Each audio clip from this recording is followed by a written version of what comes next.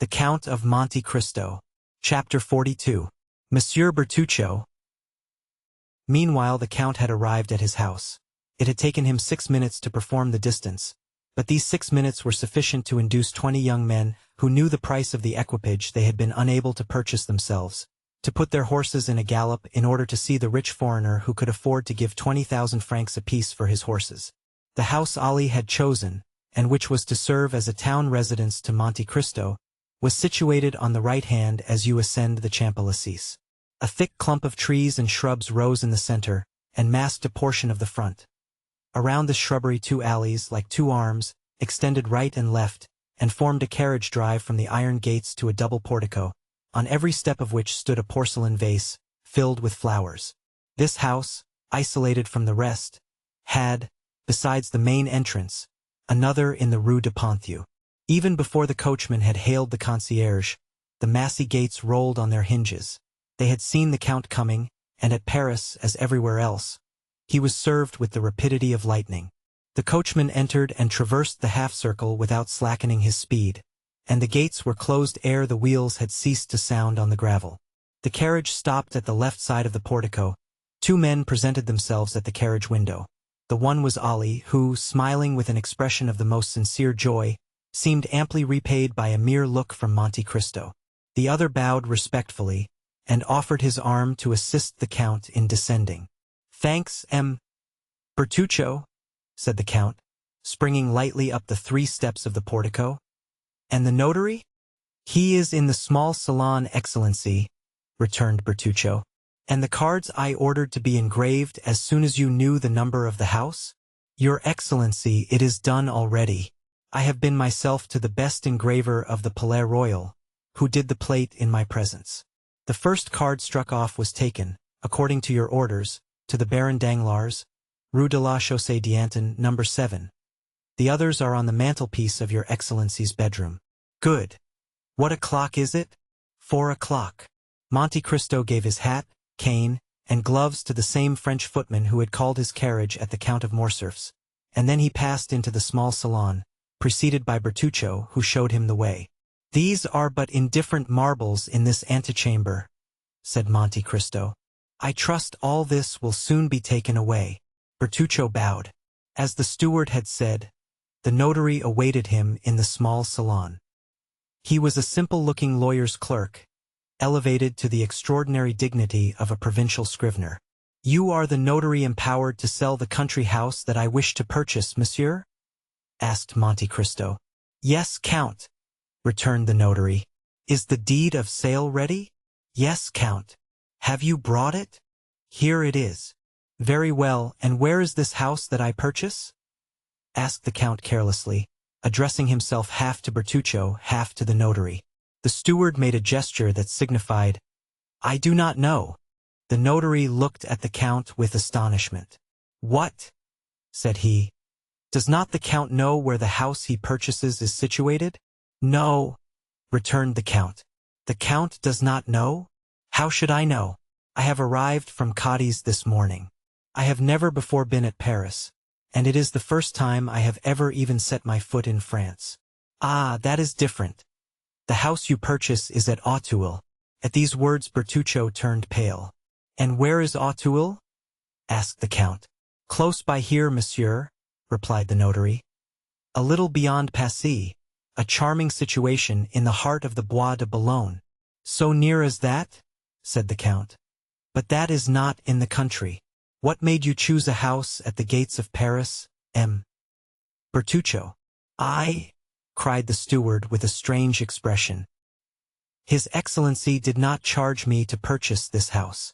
If His Excellency will recollect, if he will think—" "Ah, true," observed Monte Cristo. "I recollect now. I read the advertisement in one of the papers, and was tempted by the false title, 'A Country House.'" "It is not yet too late," cried Bertuccio eagerly. "And if your Excellency will entrust me with the commission, I will find you a better at Enghien, at Fontenay-aux-Roses, or at Bellevue." "Oh, no," returned Monte Cristo negligently. "Since I have this, I will keep it." "And you are quite right," said the notary, who feared to lose his fee. "It is a charming place, well supplied with spring water and fine trees. A comfortable habitation, although abandoned for a long time, without reckoning the furniture, which, although old, is yet valuable, now that old things are so much sought after. I suppose the Count has the tastes of the day. To be sure, returned Monte Cristo. It is very convenient, then? It is more. It is magnificent. Peste! Let us not lose such an opportunity, returned Monte Cristo. The deed, if you please, Mr. Notary. And he signed it rapidly, after having first run his eye over that part of the deed in which were specified the situation of the house and the names of the proprietors. Bertuccio, said he, give 55,000 francs to monsieur. The steward left the room with a faltering step, and returned with a bundle of banknotes, which the notary counted like a man who never gives a receipt for money until after he is sure it is all there. And now, demanded the Count, are all the forms complied with? All, sir. Have you the keys? They are in the hands of the concierge, who takes care of the house, but here is the order I have given him to install the Count in his new possessions. Very well. And Monte Cristo made a sign with his hand to the notary, which said, I have no further need of you, you may go. But, observed the honest notary, the Count is, I think, mistaken. It is only 50,000 francs, everything included. And your fee is included in this sum. But have you not come from Auteuil here? Yes, certainly. Well, then, it is but fair that you should be paid for your loss of time and trouble, said the Count, and he made a gesture of polite dismissal. The notary left the room backwards and bowing down to the ground. It was the first time he had ever met a similar client. See this gentleman out, said the Count to Bertuccio, and the steward followed the notary out of the room. Scarcely was the Count alone, when he drew from his pocket a book closed with a lock, and opened it with a key which he wore round his neck, and which never left him. After having sought for a few minutes, he stopped at a leaf which had several notes, and compared them with the deed of sale, which lay on the table, and recalling his souvenirs. Auteuil, Rue de la Fontaine, number 28. It is indeed the same, said he.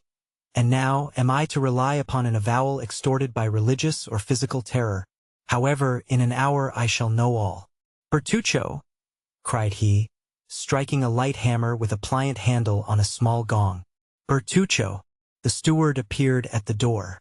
Monsieur Bertuccio, said the Count, did you never tell me that you had traveled in France? In some parts of France, yes, Excellency. You know the environs of Paris, then? No, Excellency, no, returned the steward with a sort of nervous trembling, which Monte Cristo, a connoisseur in all emotions, rightly attributed to great disquietude. It is unfortunate, returned he, that you have never visited the environs, for I wish to see my new property this evening, and had you gone with me, you could have given me some useful information. To Auteuil, cried Bertuccio, whose copper complexion became livid. I go to Auteuil? Well, what is there surprising in that? When I live at Auteuil, you must come there, as you belong to my service. Bertuccio hung down his head before the imperious look of his master, and remained motionless, without making any answer. Why, what has happened to you? Are you going to make me ring a second time for the carriage?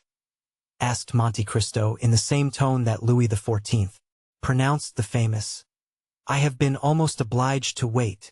Bertuccio made but one bound to the antechamber, and cried in a hoarse voice, His Excellency's horses. Monte Cristo wrote 2 or 3 notes, and, as he sealed the last, the steward appeared. Your Excellency's carriage is at the door, said he. Well, take your hat and gloves, returned Monte Cristo. Am I to accompany you, Your Excellency? Cried Bertuccio.